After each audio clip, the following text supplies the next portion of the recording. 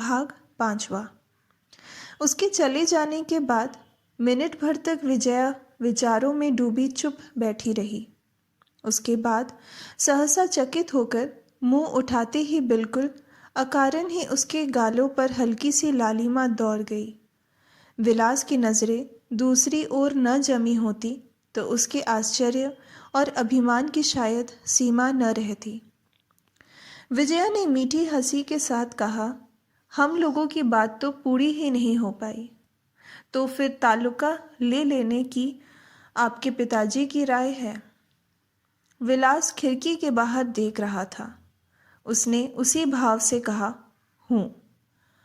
विजया ने पूछा, किसी तरह का गोलमाल तो नहीं है? विलास बोला, नहीं। विजया ने पूछा, क्या आज वो इस पहर इधर आएंगे? विलास ने कहा, कह नहीं सकता। विजया ने हंसकर कहा, आप तो नाराज हो गए क्या? विलास मुंह फिराकर गंभीर स्वर में उत्तर दिया, नाराज न होने पर भी पिता के अपमान से पुत्र का दुखी होना मेरे विचार से अस्वाभाविक नहीं है। इस बात से विजया को चोट पहुंची। फिर भी हंसते हुए बोली, लेकिन इससे उनका अपमान हुआ है, यह गलत धारणा आपके मन में कैसे पैदा हुई? उन्होंने स्नेह के कारण समझा होगा कि मुझे कष्ट होगा, लेकिन मैंने उस सज्जन से कह दिया है कि कष्ट नहीं होगा। इसमें मान अपमान की तो कोई बात है नहीं विलास बाबू।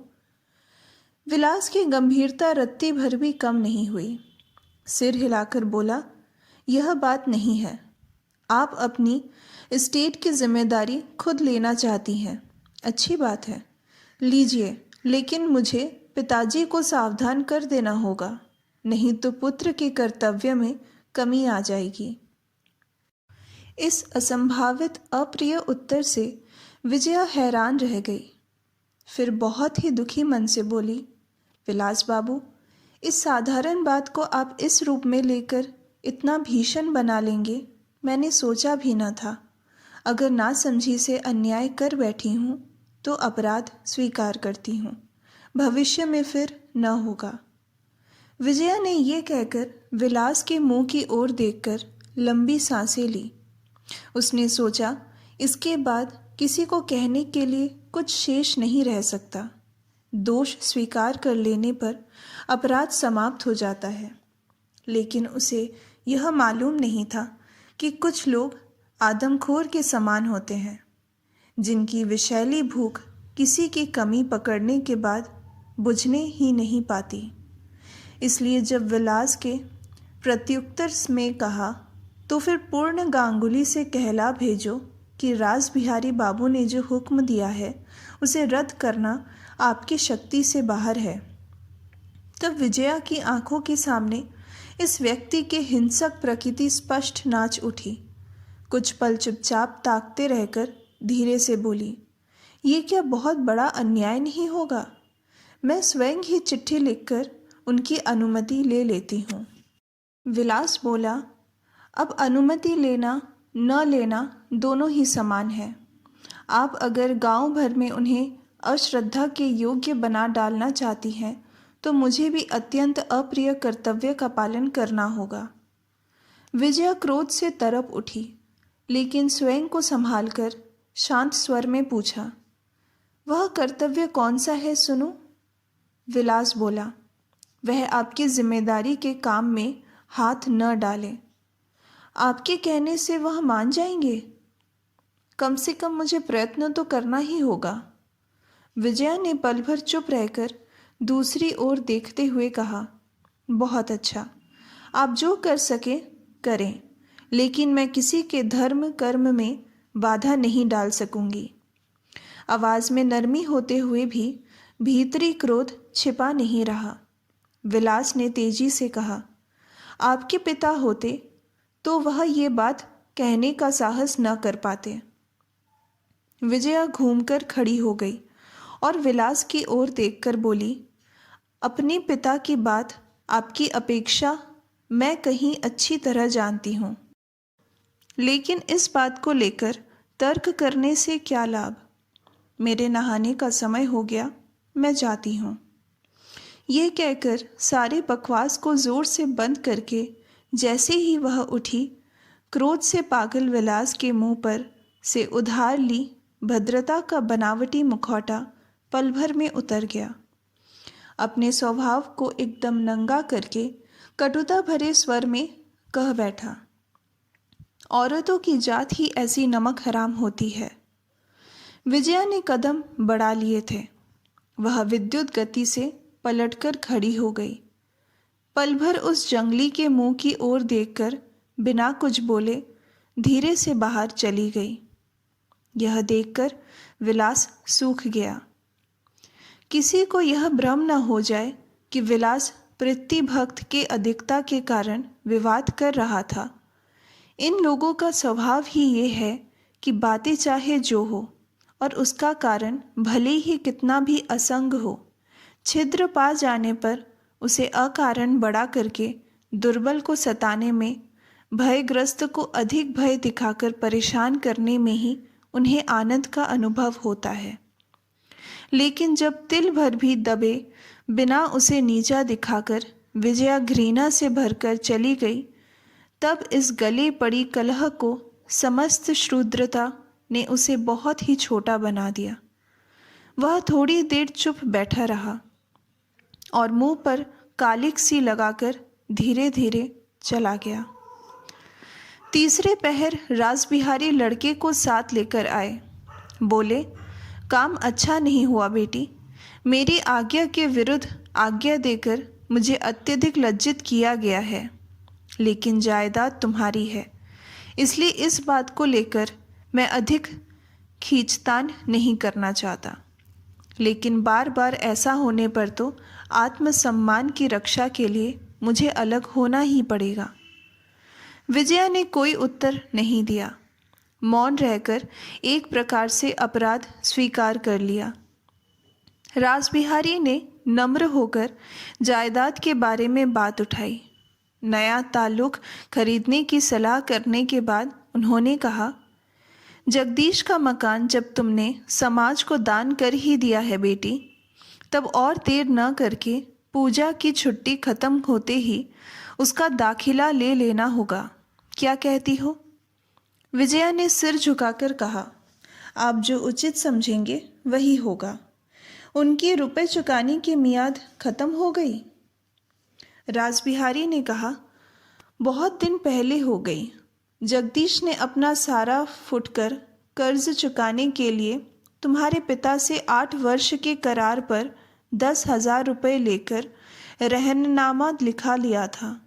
शर्त यह थी कि इतने दिनों के अंदर चुका सके तो ठीक है, न चुका सके तो उसका बाग तालाब, उसकी सारी संपत्ति अपनी है। 8 वर्ष बीतकर यह 9वां वर्ष चल रहा है। विजया ने कुछ पल चुप रहकर बड़ी नरमी से कहा, सुना है उनके लड़के यही हैं? उन्हें बुलाकर और कुछ दिनों का समय देकर न देख लिया जाए, शायद वह कोई उपाय कर सके। रासबिहारी ने सिर हिलाते हिलाते कहा, वह कोई उपाय नहीं कर सकता, कर ही नहीं सकता। यदि कर सकता। सहसा पिता की बात काटकर विलास गरज उठा, कर भी सकता हो तो हम समय क्यों देने लगे? रुपए लेते समय क्या उस शराबी को होश नहीं था कि मैं क्या शर्त मान रहा हूं और कैसे चुकाऊंगा? विजया ने एक बार विलास की ओर और फिर रासबिहारी के मुंह की ओर देखकर शांत और दृढ़ स्वर में कहा, वह बापू के मित्र थे। आदेश दे गए हैं कि उनके संबंध में सम्मान रहित बात की जाए। विलास फिर गरज उठा। 1000 दे जाने पर भी वह एक। रासबिहारी जल्दी से बोले, तुम चुप रहो ना विलास। विलास ने उत्तर दिया, ये सब बेकार के सेंटिमेंट में मैं किसी तरह बर्दाश्त नहीं कर सकता। इसमें चाहे कोई नाराज हो या कुछ करे, मुझे सच कहने से भय नहीं लगता। सच काम करने में ही मैं किसी से पीछे नहीं रहता। रासबिहारी दोनों को शांत करने के उद्देश्य से हंसता हुआ सा मुंह बनाकर बार बार सिर हिलाकर कहने लगे, सो तो ठीक है, हमारे वंश का यह स्वभाव हमसे भी कहाँ छूट सका है। समझी ना विजया बेटी, मैं और तुम्हारे बापू इसीलिए देश के विरुद्ध होने पर भी सत्य कर्म को ग्रहण करते डरे नहीं थे।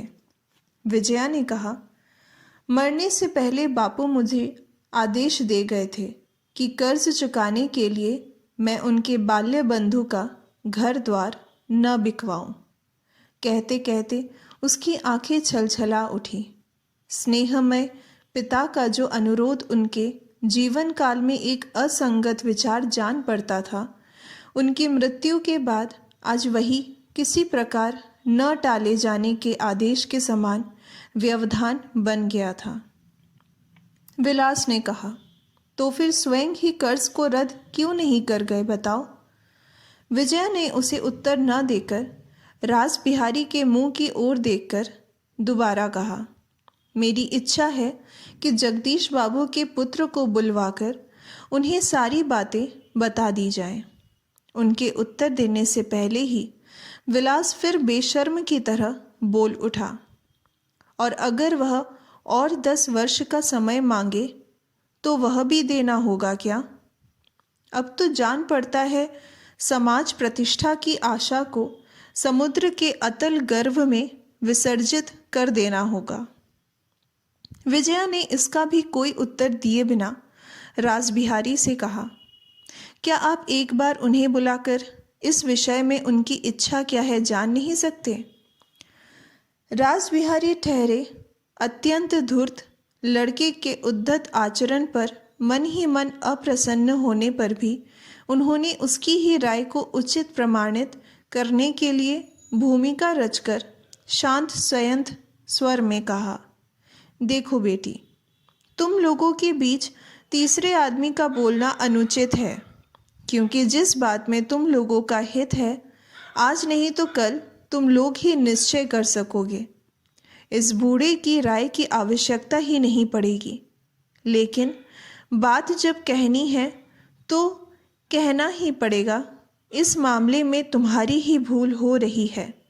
मैंने अनेक बार देखा है, जमींदारी चलाने में मुझे भी विलास से हार माननी पड़ती है। अच्छा तुम ही बताओ, गरज किसकी अधिक है, तुम्हारी या जगदीश के लड़के की? उसमें अगर कर्ज चुकाने की सामर्थ्य होती तो क्या वह स्वयं आकर प्रयत्न ना करता? वह जानता है तुम आई हो। अगर हम दबेल बनकर उसे बुलाए तो निश्चय ही बहुत लंबा समय मांगेगा, लेकिन फिर भी वह रुपया नहीं दे सकेगा। साथ ही तुम दोनों का समाज स्थापना का संकल्प भी सदैव के लिए समाप्त हो जाएगा। अच्छी तरह विचार करके देखो बेटी, क्या यही ठीक नहीं है? विजया चुप बैठी रही। उसके आंतरिक भाव का अनुमान लगाकर रासबिहारी ने कुछ देर बाद कहा, ठीक है, बुलाने पर वह कुछ कर नहीं पाएगा। अगर समय मांगेगा तब विचार कर लिया जाएगा। क्या कहती हो बेटी? विजया ने सिर हिला दिया। अच्छा, लेकिन उसके चेहरे पर ऐसा प्रकट होता था कि वह इस बात से सहमत नहीं है। रासबिहारी ने आज विजया को पहचाना। उन्होंने अच्छी तरह समझ लिया कि भले ही लड़की की उम्र कम है, किंतु वह जानती है कि अपने पिता की जायदाद की मालिक मैं हूँ। उसे मुट्ठी में लाने में समय लगेगा, इसलिए एक ही बात को लेकर खींचतान करना उचित नहीं है। यह सोचकर संध्याकालीन उपासना का बहाना करके उठ बैठे। विजया प्रणाम करके खड़ी हो गई। वह आशीर्वाद देकर चले गए। पल भर बाद विजया बोली, मुझे बहुत से पत्र लिखने हैं, क्या आपको मेरी कोई आवश्यकता है? विलास ने दृढ़ता से उत्तर दिया, कुछ नहीं, आप जा सकती हैं। आपके लिए चाय लाने को कह दूं? नहीं, ज़रूरत नहीं है। अच्छा, नमस्कार, विजया ने दोनों हाथ जोड़कर कहा और कमरे से बाहर चली गई।